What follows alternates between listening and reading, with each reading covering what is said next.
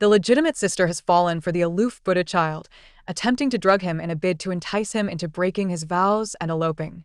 I fiercely intervened, forcing her sacrificial scheme to a halt. However, unbeknownst to me, that very night, Princess Mingzhu abducted the Buddha child back to her palace. My legitimate sister, heartbroken, entered the palace by imperial decree and ascended to the rank of imperial noble consort. Yet, on the day of my birth, she seized my hair, stripped me of my garments, and burned 1,000 incense sticks, subjecting me to a torturous death. With prayer beads in hand, her eyes glistening with tears yet twisted with madness, she declared, "Anyone who dares to disrupt my union with Wuchen shall face eternal damnation." With a single command, a peachwood nail was brutally driven into my brow. Little did I comprehend that my legitimate sister's obsession with the Buddha child was so profound that she would go so far as to torment her own beloved sister to death. Once more, I find myself at the window, transcribing scriptures. I allow my legitimate sister to stealthily infiltrate the Buddha child's chamber. 1. I met a tragic end, my curled body riddled with charred punctures and a long peachwood nail driven cruelly through my brow. My half-sister commanded that my corpse be discarded in a mass grave, left to be devoured by vultures and wild dogs. The day I perished was, ironically, my birthday. My half-sister stealthily brought me into the palace, claiming she had a surprise for me. With eager anticipation, I followed the matron into the palace, only to find myself led through a labyrinthine path into a stark, white morning hall. As I stood there in a daze, several eunuchs suddenly emerged, pinning me to the ground. They tore my garments asunder and forced me down before the ancestral tablet. Nearby, my half-sister, clad in white, held a string of prayer beads, resembling a celestial being descended to earth. Yet in the next moment, her visage transformed into one of rage as she yanked at my hair, her eyes brimming with malice and resentment. I could scarcely fathom that the sister I had relied upon, born of the same womb, would ruthlessly strip me of all my hair. She brushed the strands from her hands, smiling as she watched the eunuchs pierce my flesh with burning incense. Amidst my screams and wails, she knelt reverently on the mat, chanting fervently. I could hardly believe that this was my once kind and beloved sister. Why would she treat me thus? I questioned repeatedly what wrong I had committed to deserve such mercilessness. She delicately twirled the prayer beads, rising to stomp viciously on my neck. In an instant, I was rendered powerless to struggle, my body, punctured and burned, devoid of unscathed flesh. She gazed down at my suffering, laughing maniacally. "It's all your fault, you wretched girl.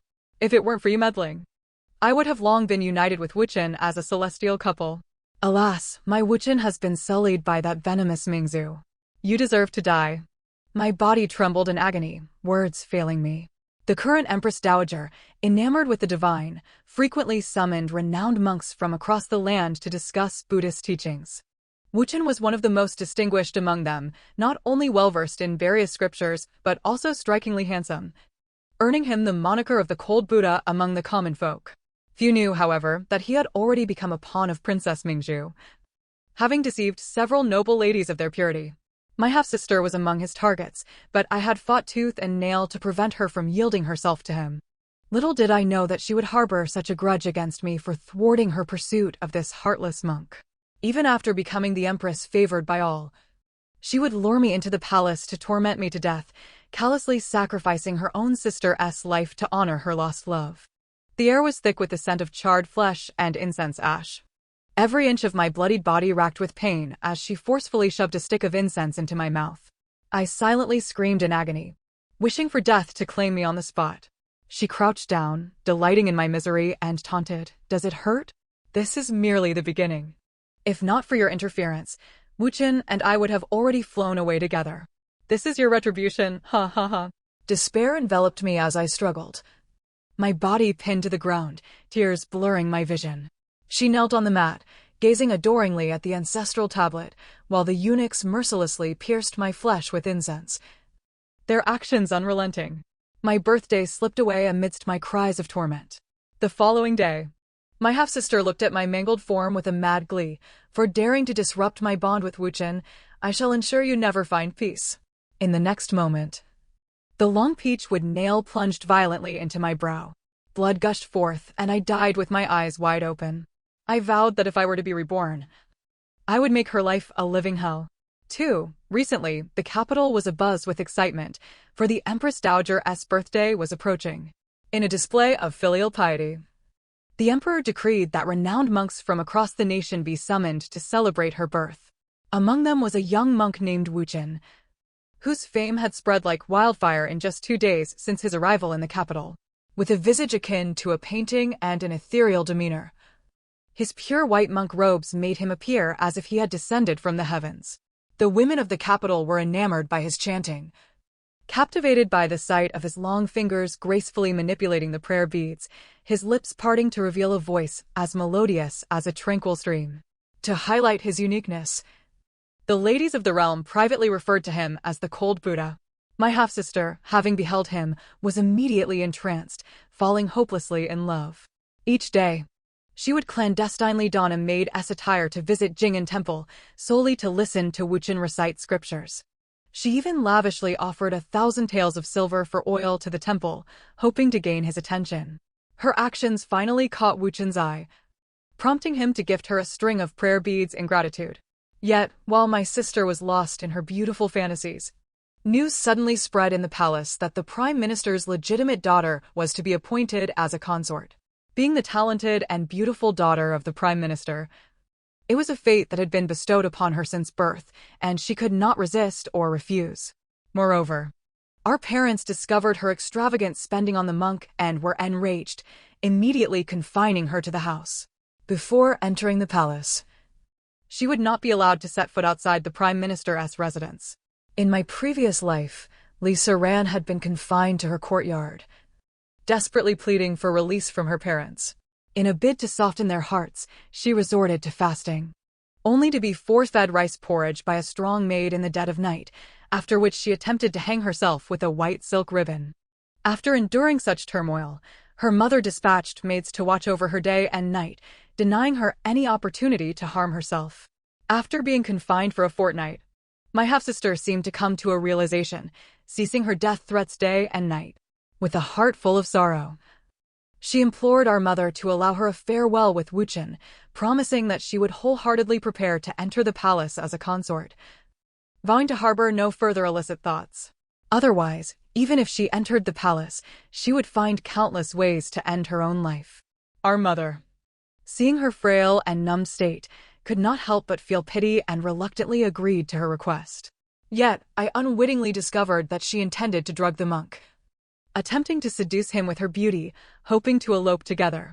In my previous life, seeing my sister so willingly descend into depravity, I fought tooth and nail to stop her, informing her of Wuchen's entanglements with multiple noble ladies and his status as a pawn of Princess Mingzhu. Yet, despite this, my sister persisted in her reckless pursuit, believing I was slandering Wuchen. Left with no choice, I had to order her to be knocked unconscious and brought back home. On the very night she planned to offer herself, Princess Mingzhu brazenly abducted Wuchen to her palace. Awakening to the truth, my sister's spirit was crushed as she entered the palace, and within 2 years, she became the empress, adored by all. Yet, I never anticipated that I would awaken once more on the very night she attempted to seduce the monk. The faint scent of sandalwood lingered in the air, reminiscent of the temple. Standing before the incense burner, I seemed to see the disfigured body I had become in my previous life from the incense burns. A cool breeze swept past, sending an involuntary shiver through me. Fate had granted me a second chance at life. Sujio, sister wishes to be alone for a moment. I turned to see my half-sister tightly clutching a small porcelain vial. Oh, very well, just be careful and don't wander too far. I feigned ignorance of her unusual behavior, responding before returning my focus to copying the Buddhist scriptures at the window.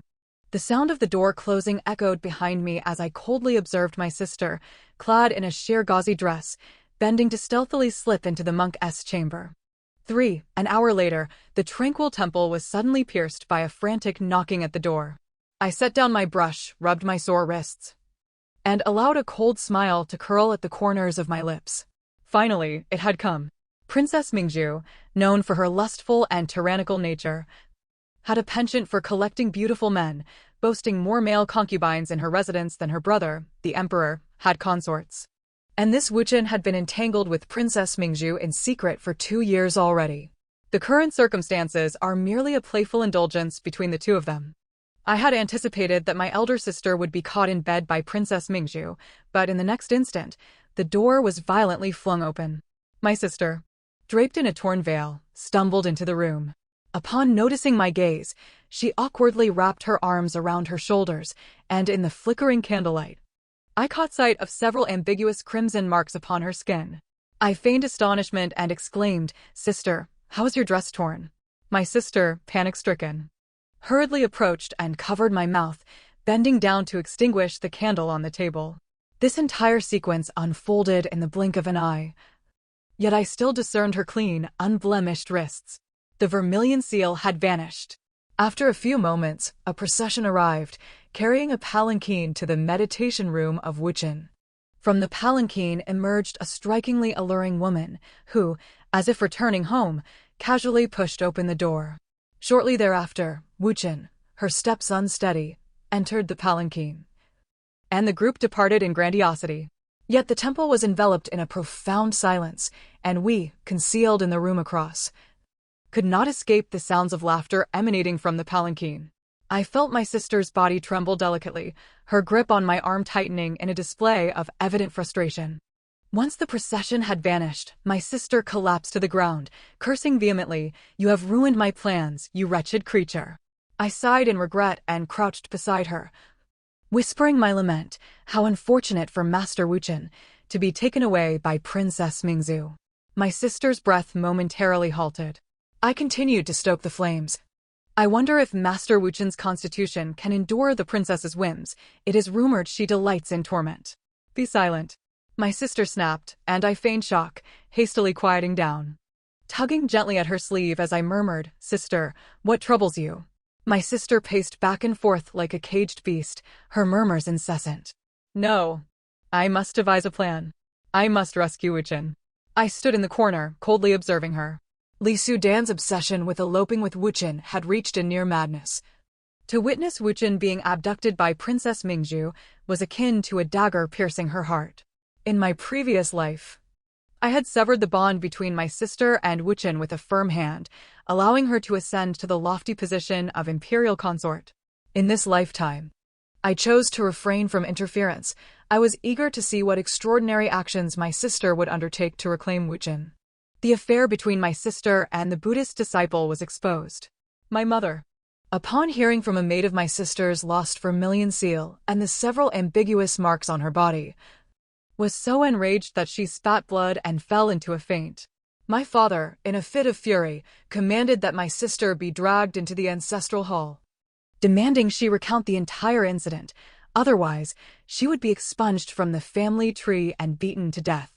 This was the first time my sister had witnessed my father's unbridled wrath. She did not dare confess that she had willingly drugged Wuchen and surrendered herself. She crawled to him in tears, clinging to his leg, her voice weak and helpless. "Father, I truly went to bid farewell to Wuchen that day. It was my younger sister who drugged us." I suddenly raised my eyes and indeed saw my father casting a dark glare in my direction.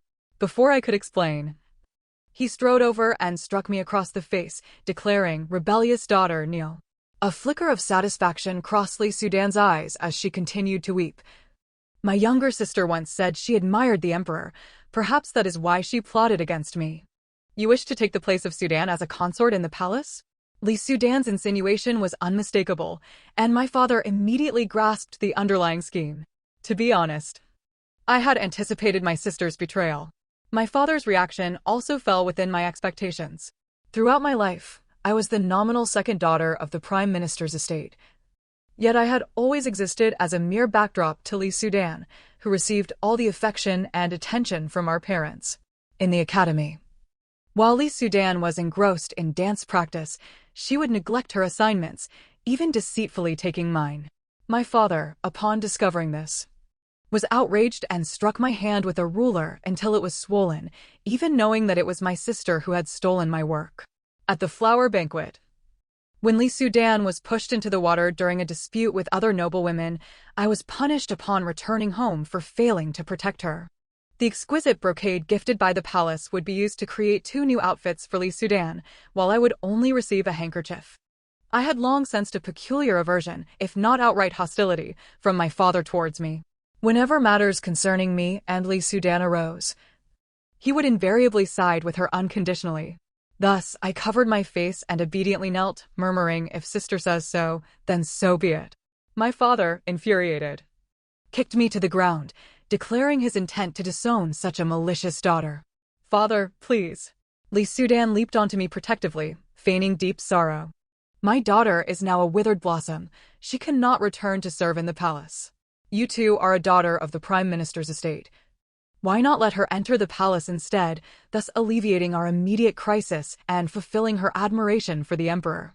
Father, I beg you to spare my younger sister. Do it for the sake of our family's reputation. Li Sudan wept, looking like a drenched pear blossom, her emotions sincere. If I were not the one she had wronged, I might have been deceived by her performance. My father, who cherished Li Sudan above all, was genuinely swayed by her flimsy arguments and began to contemplate the possibility of this arrangement. Ultimately, under Li Sudan's coaxing, he coldly huffed at me and left in a huff. Once the ancestral hall was left with only Li Sudan and me, she embraced me with feigned remorse, her tone thick with apology and sympathy. Younger sister, I am truly sorry, but I had no other choice. Please do not blame me, all right? In my previous life, after being punished, Li Sudan often adopted the guise of an innocent victim to placate me, and I had always believed her words. A slap followed by a sweet promise was her common tactic with me.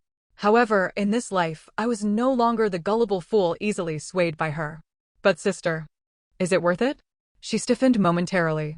I tucked a strand of her hair behind her ear, gently holding her hand. I know you are deeply infatuated with Master Wuchen, but he is now the favored consort of Princess Mingzhu. Sister, you and Master Wuchen are fated to be apart. In truth, Li Sudan understood that attempting to rescue Wuchen from the princess's clutches was a fanciful notion, yet she clung to her feelings, yearning to elope with him. Younger sister. She suddenly grasped my hand tightly. Once you enter the palace, strive for favor and assist your sister, will you? I scoffed inwardly, yet feigned difficulty. I am neither as beautiful as you nor as talented. Confined within the harem, gaining power will be an arduous task. Seeing her eyes dim, I shifted my tone, however. However, what? I bit my lip. On the day after tomorrow, the Empress Dowager's birthday, Princess Mingzhu will bring Wuchen to attend. It is said that she intends to ask for him as her consort. Li Sudan gritted her teeth, her expression contorted with rage. I shall not allow it. That will be your only opportunity to escape together with Master Wuchen, provided that Master Wuchen is willing to leave this place of turmoil with you.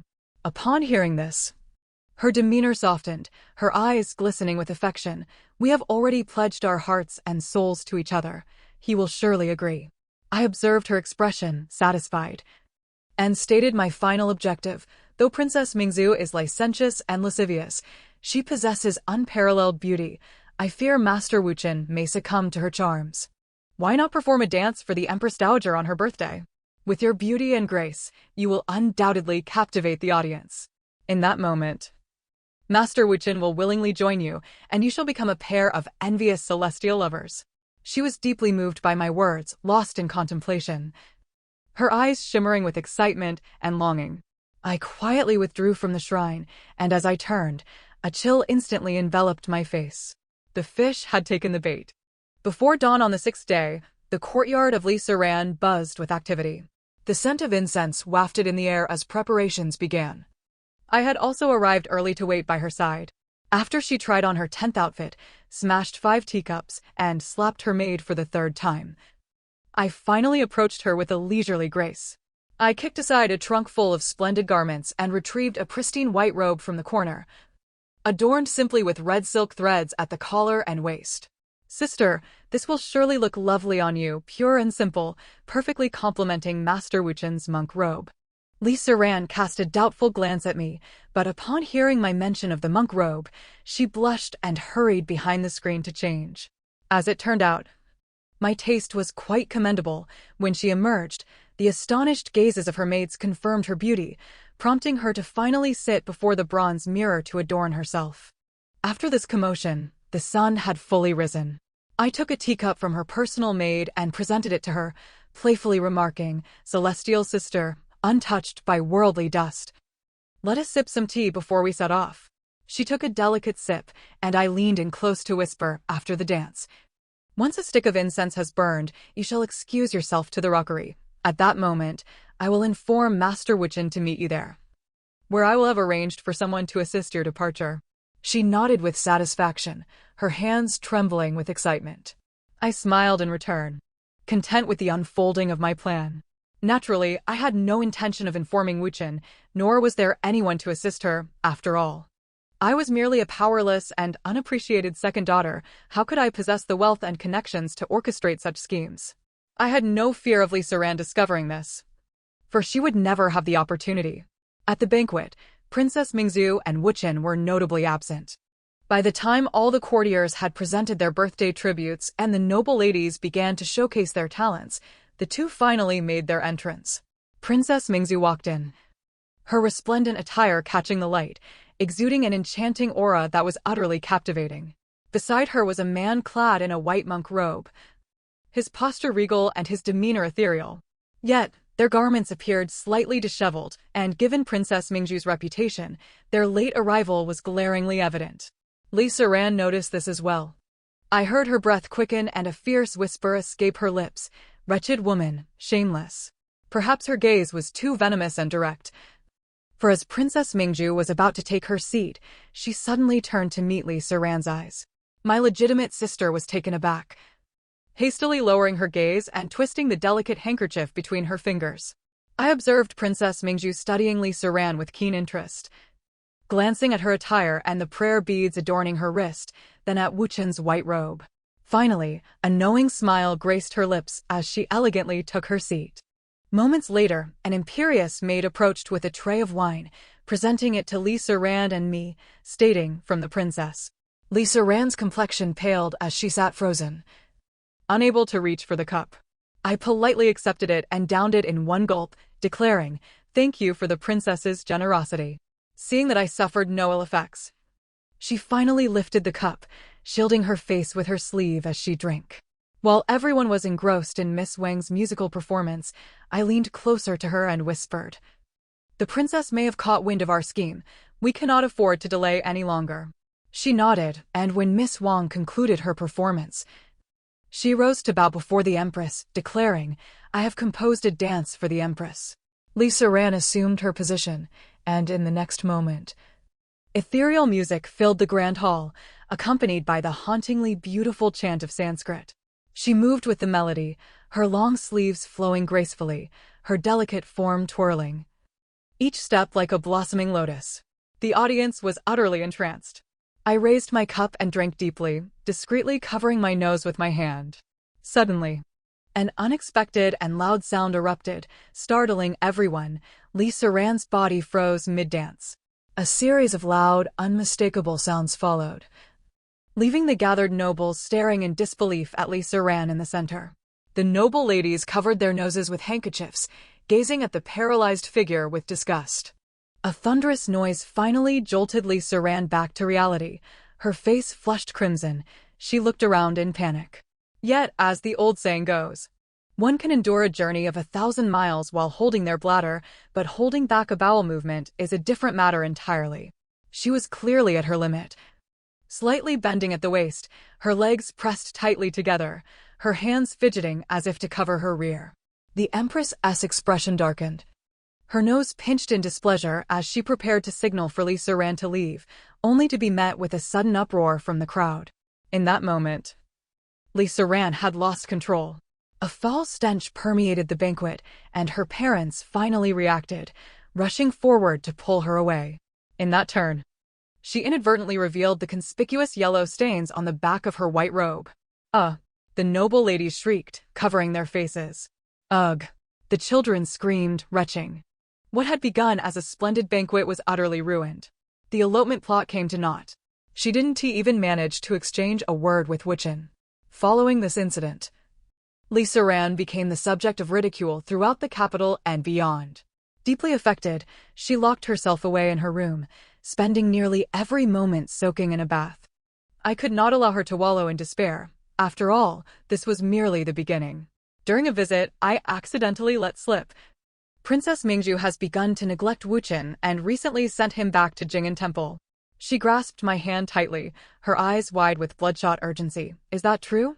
I nodded, my anger spilling forth as I stated, Sister, do not hold any affection for Wuchen. He has undoubtedly grown fond of the princess. He wishes for the princess to bear his children, but the princess is unwilling, thus he refuses to share a chamber with her. In a fit of anger, the princess sent him back to Jing'an Temple.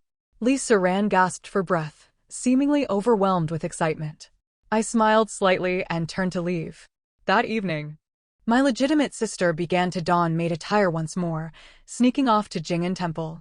While my sister was entwined with Wuchen night after night, the palace issued a decree. The second daughter of the Prime Minister's house, Li Suzhou, was to be made a consort, to enter the palace in 3 months, as my sister had wished. After her public embarrassment at the banquet, the emperor finally bestowed upon me the title of consort. However, on that very day, an uninvited guest barged into my chamber. The scorned Princess Mingzu lay sprawled across my bed, fast asleep. Upon hearing the commotion, she slowly opened her eyes, propping her head with one hand and grinning mischievously at me. Forget about being a consort. Why not come to the princess's residence for a bit of fun? I poured myself a cup of tea, casting her a faint glance. Recently, I've acquired a young man from Yaojiang, broad-shouldered and slim-waisted. With incredible stamina, he is practically a little demon. Pfft. I couldn't help but spit my tea out. Stop. I have no interest in your scandalous escapades. Mingju pouted, her dissatisfaction evident in a soft huff. I am an unremarkable, quiet, and well-mannered second daughter. Mingju is a flirtatious princess who dreams of possessing all the handsome men in the world. It would be hard for anyone to imagine that beneath the surface, Mingju and I share an intimate friendship. It was in my past life that I learned of Wuchen's deceit in tarnishing a noble lady's virtue, and of his night of revelry with Mingju. Hey, Xiaojiao, don't you care about your legitimate sister? How can you tolerate her dalliance with Wuchen? Mingju's eyes sparkled with curiosity. I replied coldly, she is not worthy of my concern. Oh dear, sisters turned enemies. Is it a moral decline or a distortion of humanity? Tonight at 8 o'clock, CCTV will report this timely news. I sighed in resignation. Mingju often spoke in riddles I couldn't comprehend, and now she was at it again. The candlelight flickered as Mingju and I chatted late into the night, until a sudden knock on the window interrupted our gossip about the capital. Xiaojiao, my young man from Yaojiang has come to fetch me. I shall take my leave, she said with a playful smile, climbing onto the windowsill. Yet, before departing, she grew serious and warned me, I know not what transpired between you and your elder sister, but that Wuchen is not a good person. His mind is rather unhinged. He revels in the idea of having a green hat, do you understand? I gazed at her, bewildered. Well, if you still care for your sister, you ought to persuade her to distance herself from Wuchen, or else. Mingju raised an eyebrow at me teasingly before being swept away by a tall young man. Indeed, I did care for her, to the extent of wishing her ruin and a disastrous fate. Li Siran had once again taken to soaking in the bathtub daily. Her anxious maid approached me, imploring, Second Miss, please go see the eldest Mississippi. For the past few days, every time she returns from Jing'an Temple, she immerses herself in the bath. I feared she was merely upset by unkind words, but I discovered she bore injuries. My hands froze mid-cutting flowers, recalling Mingzu's words about Wuchen's unstable psyche. Behind the screen, Li Siran sat submerged in the tub. After several days, she appeared significantly thinner, her lips pale, and her eyes bloodshot.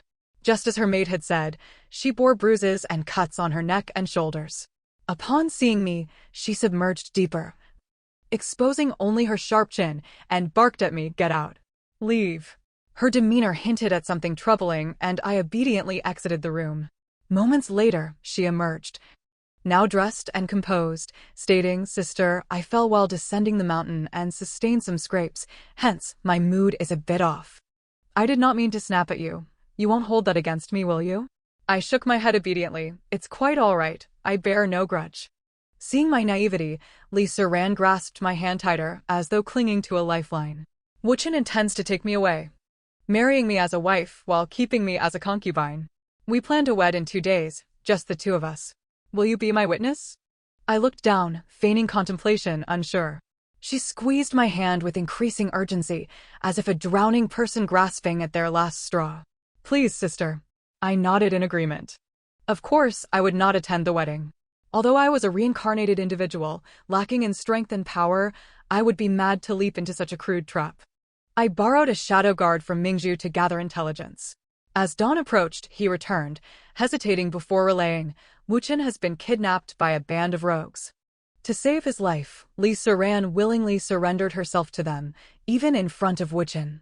I lowered my gaze, realizing why she had been so intent on cleansing herself these past days, and why her body bore so many signs of abuse. How deeply she must have felt for Wuchen. The shadow guard continued. Li Siran pleaded for mercy, promising to offer a pure noblewoman tonight in exchange for Wuchen's life. But since you did not appear, the rogues have grown furious, and she is being subjected to even harsher torment. The teacup in my hand shattered. For I understood that tonight would be a trap. I had not anticipated that my elder sister would be willing to sacrifice me for her beloved. A wave of anguish swept through me. In my past life, she had slaughtered me under the pretext of my meddling in her affair with Wuchen. And what of this life? In her eyes, I was a devoted sister who wholeheartedly supported her, yet she still intended to sacrifice me to save her paramour. The sympathy I felt upon hearing her surrender was instantly extinguished. I whispered a few instructions into the shadow guard's ear, handing him a pouch of gold before he departed. As I gazed out the window, my eyes glimmered with icy determination. Li Siran, this path is one you have chosen for yourself. 2 days later, on a bustling street, a woman lay exposed and battered. Her body was marred with bruises and wounds, her spirit seemingly shattered. She cried out, I am the Prime Minister's legitimate daughter, the imperial concubine. You all be gone. Upon hearing this, my father rushed to Li Siran's quarters only to find a maid impersonating her. Furious upon learning of Li Siran's clandestine meeting with Wuchen, he ordered her to be beaten to death on the spot. Despite his rage, he still took his beloved daughter home, summoning the finest doctors and the rarest medicines. I observed coldly, offering no commentary. On the eve of entering the palace, Li Siran burst into my courtyard in the dead of night, resembling a madwoman. It is you. Isn't it? You have reincarnated too? I leisurely poured myself a cup of tea, smirking as I replied, Sister, what are you talking about? I do not comprehend. She shrieked in despair, you wretched girl. You are the one who has brought me to this state. Why didn't you stop me from meeting Wuchen? I will kill you. I couldn't help but chuckle, observing her contorted face. Your selfishness and indifference never ceased to astonish me. In my previous life, I intervened. And what happened then? Have you forgotten that you burned me alive with incense? That you tormented me for an entire night, only to nail a peach with stake into my brow after I died? This time, as you wished, I shall refrain from meddling in your affairs with Wuchen. Yet, you are still dissatisfied? Upon hearing Wuchen's name, a flicker of madness ignited within her, and she began to screech, Wuchen. He is no human. He orchestrated my ruin. Get away. Don't touch me. Li Siran curled up, clutching her body tightly, her head shaking in denial. You are the one who has wronged me. I am the legitimate daughter. I am the imperial concubine. Your Majesty, I wish to see His Majesty. I lit an incense stick and forcefully seized her hair, shoving the burning incense into her mouth as she screamed in terror.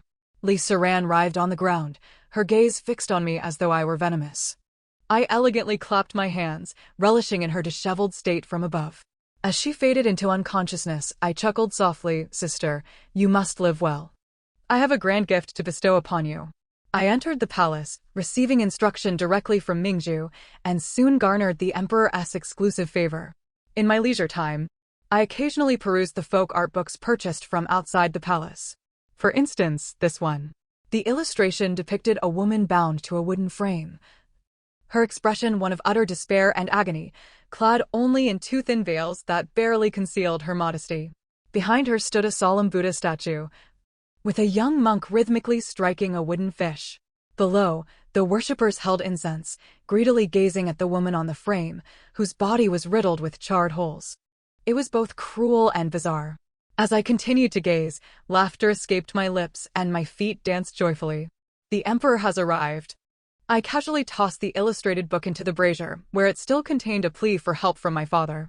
Lisa Ran's disappearance? What concern was that of mine? As the flames consumed the pages, I rose to greet the young emperor. Outside, snow fell in flurries, while laughter and chatter filled the room. My life, truly, had only just begun. The end. Thank you for listening, and I look forward to our next tale.